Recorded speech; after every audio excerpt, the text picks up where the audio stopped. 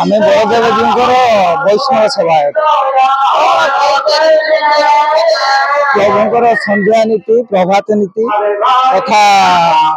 आम पर्वपर्वाणी जी वैष्णव संप्रदाय कार्यक्रम करा जाए बर्तमान चली महालक्ष्मी मानभंजन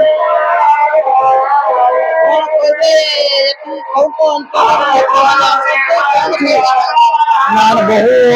दूर आसती एथर आम आगरपड़ार देवदासी मैंने आसी तो प्रभु कृपा भद्रक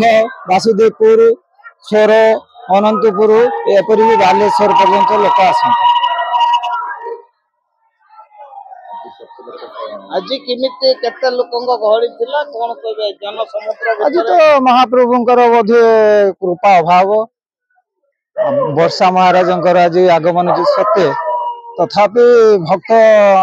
4-5 हजार होते बहुत होता कि वर्षा